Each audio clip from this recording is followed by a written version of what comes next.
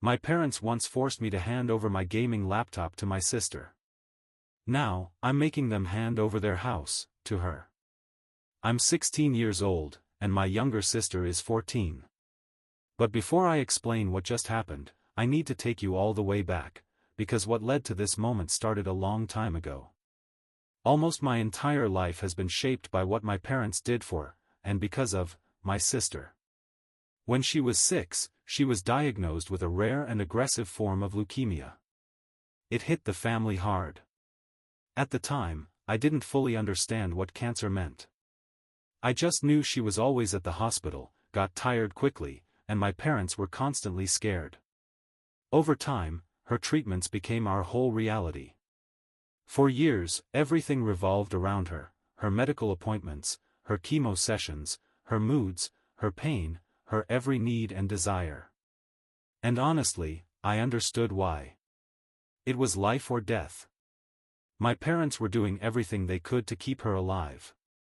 I'm not cold-hearted. I love my sister. Back then, I was just a kid too, around 8 when all of this began. But even though I understood, it still hurt. Understanding doesn't make it hurt any less when you're constantly pushed aside. It's not like they stopped caring about me entirely. But there were all these little things, tiny cuts, that over time became deep wounds. Missing school events because mom was at the hospital. Being left with some random aunt or cousin because dad had to work and no one could stay with me. Those things piled up faster than anyone noticed. My birthdays? They started getting skipped, not totally forgotten, but always delayed with a "we'll celebrate later." And later never came. Store-bought cake. No party. No gifts. I remember one year, I got a $1 bag of candy and an unsigned card. I was 11. And it sucked knowing no one remembered me, again. Christmas didn't feel like Christmas anymore either. Sure, we still celebrated, but it was always centered around her. One year, my mom even told me straight up, "We want this Christmas to be extra special for your sister, just in case." Just in case she didn't make it. That meant if she didn't like one of her presents, I had to give her mine. Or if she wanted what I got, I was guilt-tripped into trading. It was the same line every time. "She's been through so much. Be a good brother." I remember getting a mini drone one year. I was thrilled. She saw it, got upset that it wasn't hers, and my parents made me give it to her, because she might not be here next Christmas. I never even got to fly it. She broke it the same day. And it didn't stop with gifts. Anything I had that she wanted, she got. No questions asked. When I was 10, they bought me a memory foam bean bag chair. It was the nicest thing I'd ever owned. A few months later, it was gone. She said she liked it. That was enough. I came home, and it had been moved into her room. My mom told me, she needs something soft to rest on after her treatment. Even food wasn't mine. If I came home with cupcakes from a school party, I was expected to hand them over. If I said no, you'd think I'd kicked a puppy from the way they stared at me. And if I didn't bring anything home for a while, they'd ask, "Oh? You already ate it?" That tone said everything, like I was selfish for keeping it. One time, we went to see Santa at the mall. I was 12, she was 10. Every kid got a random toy. I got something amazing, a build-your-own robot bug kit. She got a glittery pink something she didn't like. I offered to trade. She looked sad, and I wanted to be kind. But when I did, my mom looked at me like it was expected. That became the new normal. Every year after that, if I got something better, I had to swap it for something worse, just to avoid hurting her feelings. I ended up with tons of glitter gel pen sets and make-your-own bracelet kits. I hated them. When her treatment finally ended, around age 11, things didn't magically reset. Everyone had spent so long centering the universe around her. I don't think they remembered how to stop. She was still fragile. Still, recovering. Still, somehow, more deserving. And I was still the background character. No one ever said it out loud, but I felt it every day. It didn't help that I rarely complained. I think I was scared to. I didn't want to be the selfish brother who made everything about himself while his sister had been fighting for her life. So I stayed quiet. I held it in. And slowly, it started to eat me alive. I felt invisible. Like I only existed to play the role of the grateful, selfless older brother in a sad movie. But the moment I stepped out of that role, I disappeared. My parents never really saw it. Or maybe they did, and chose not to. They'd always tell me, "You're such a good kid. So mature." What they really meant was, "You don't complain. You don't make our lives harder." They were drowning in her illness, and I was the one who made sure they didn't sink any deeper. And yeah, I get it. They were overwhelmed. But so was I. But that didn't mean I didn't deserve birthdays. A little privacy. Or at the very least, the right to keep the few things I loved, without having to hand them over to someone else. Fast forward to last Christmas. My sister got a brand new phone and a customized skin for her Nintendo Switch. Me? I got clothes. Not even nice ones. Just some plain t-shirts and basic pants. And I'm not exaggerating when I say that was it. No fun gift. Nothing personal. Just clothes. I didn't even say anything. Honestly, by that point, I had stopped expecting anything at all. I'd given up on the idea that, someday, I'd be treated like I mattered in this family. So I started focusing on the things I could control.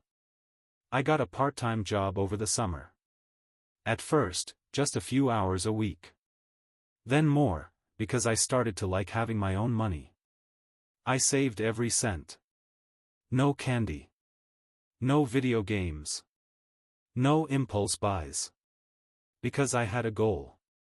I wanted to buy a gaming laptop. Something that was truly mine. Something I chose. Not used. Not handed down with the expectation that I'd share it. My two best friends knew I was saving. And for my 16th birthday last month, they didn't get me gifts. Instead, they gave me money to add to my laptop fund. I was so close to my goal that I finally bought it. They even came with me to pick it up. It was one of the best moments I've had in years. Not just because of the laptop, well, yeah, that too. But mostly because it was the first time in forever that I did something just for me. And no one could take it away. Which brings us to last week. I got home from school and found my parents and my sister sitting in the living room. The TV was off. They were just sitting there, waiting. I immediately knew something was wrong. My dad said they'd been talking, and my sister had recently gotten into PC gaming, since her friends play online. Then my mom chimed in and said, "And since you have that new gaming laptop, we thought it would make more sense for her to use it, instead of buying another one." She added, "Of course, you two could also share it." But in that moment, I knew I couldn't allow it. I couldn't keep letting things happen the same way they always had. So my response came out angry, and dripping with sarcasm. "Sure. Let her have it. Why the hell not? She already gets everything else." The look on my parents' faces. They truly hadn't expected their son to fight back. But I couldn't stop. It was like every buried emotion I'd suppressed for years came spilling out all at once. I kept yelling, louder and louder. "You want me to give her my laptop? Great. Take it. And while we're at it, she can have my bed too. Hers is new, mine's the same damn mattress I've had since I was 4. In fact, just give her all my clothes. I'm sure she'd love my old jeans and holy sweatshirt." They started saying my name, trying to calm me down. But I just kept yelling. Everything I have ends up being hers anyway. That beanbag? Mine. That drone? Mine. Every single thing I've ever brought home? Mine. Even my Santa gifts got swapped. I've been a backup in this family for years. And now, the one thing I worked for. The only thing I truly earned. You've decided she should have that too? I turned to my sister. She hadn't said a single word. She just sat there. Quiet. Still. Like a statue. So I kept going. You know what? Maybe my mistake was not getting cancer. Guess that's why I don't deserve a damn thing. I was just supposed to be the good big brother. Share. Sacrifice. Shut up. And I did. I stayed quiet. I gave up my stuff. I let her have my birthdays, my Christmases. Every chance I ever had to feel like I mattered. And it's still not enough for you. I was out of breath. I don't think I've ever screamed like that. My voice cracked, and there was a knot in my throat that almost made me cry. But I didn't cry. My dad stood up and said, "What the hell is this attitude? You don't talk to family like that." And I almost laughed. Now they cared how I talked. Now that I wasn't quiet and obedient. Now that I was finally yelling, swearing, and refusing to stay down like always. But I didn't say anything else. I just went to my room and locked the door. My hands were shaking. I felt like my whole body had flipped inside out. And for a second, I hated myself, because I felt guilty. But then I thought about it again. And that guilt started to fade. Since then, everything's been tense.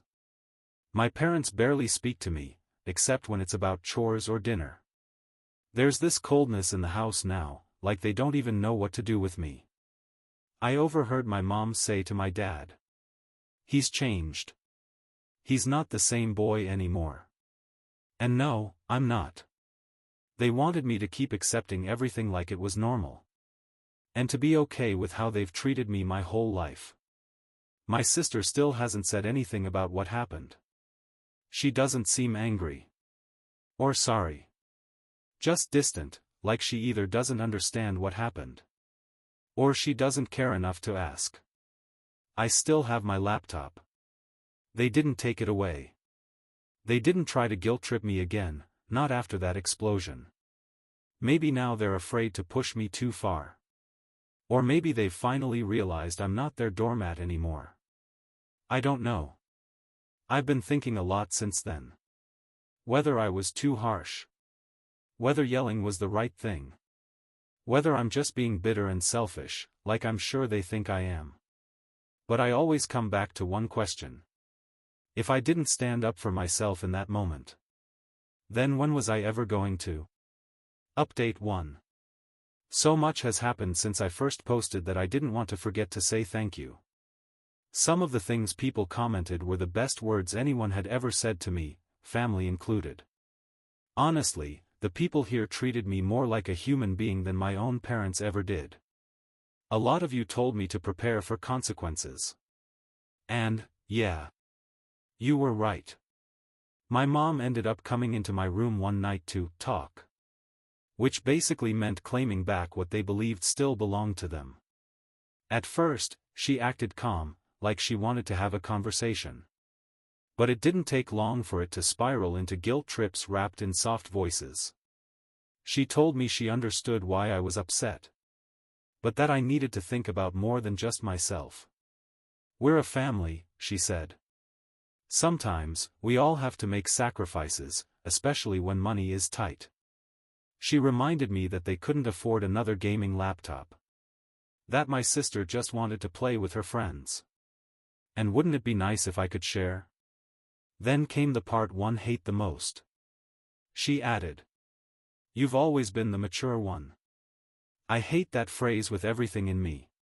So I asked, was I also the mature one when you forgot my birthday 3 years in a row? Or when you gave all my Christmas presents to her? She tried to defend herself. Which only made it worse. She said I was being selfish. That I didn't understand how serious things had been. That I didn't understand the bigger picture. So I said, "You're right, I don't understand. I don't understand how you can ignore your son so completely. That he stops expecting anything at all. I don't understand how you can watch your child cry. Because you gave his things to his sister, and then tell him to smile about it." She told me to watch my tone. And I said, "Why? You never cared about it before. I could have disappeared for 2 days and you wouldn't have noticed." That's when she exploded. She shouted that I was being cruel. That I was twisting everything. That I needed to come to my senses. She stormed out of my room. 2 minutes later, she came back in. And took my laptop right off my desk. Just like that. I jumped up and tried to stop her, but she said I was grounded. And that I wouldn't get it back until I apologized. And agreed to share it like a decent person. I looked at my dad. He was standing in the hallway the whole time, silent. Not even looking at me. His face was completely blank, like none of this mattered. And my sister? She was sitting on the couch when it all went down. Didn't say a word. Didn't protest. Didn't tell them to stop. She just sat there, like it had nothing to do with her. So yeah, that's where things stand. I'm grounded. I don't have my laptop. I don't have phone access, except for school stuff. And my mom says I'm on thin ice. I've been giving them the coldest silence I can without getting into more trouble. But inside, I'm full of rage. I don't feel guilty. I'm not second-guessing myself. I'm not confused. I'm done. The moment I turn 18, I'm gone. And they can rot. I'm cutting them off completely. I'll never forgive them, not just for now. But for what they've done to me my entire life. This wasn't just a bad moment. It's been a lifetime of being treated like I don't matter. And I swear to God, I'll never let them do it again. Today, I'm going to update you again. The day I leave this house for good. Edit. I'm writing this from a friend's phone at school. It's the only way I have to connect with the outside world right now. Update 2. I don't know if anyone even remembers me anymore. Hi. It's been over 2 years since I last posted. But if you look at my profile, the old posts are still there. I was the kid who exploded on his parents after they tried to guilt me into giving my gaming laptop to my sister. After treating me like a backup plan for most of my life. Well, I moved out 3 months ago. Yeah, it's taken me this long to come back and write this. I didn't want to post out of anger or bitterness. I wanted to write from a more grounded place. I wish I could say things got better after that last update. I wish I could tell you that walking away gave me the closure I needed. But life isn't that clean. Sure, getting out of that house was necessary, vital even. But that doesn't mean everything magically improved. I live with my girlfriend and her family now. It's not perfect, but it's stable. They treat me like a person.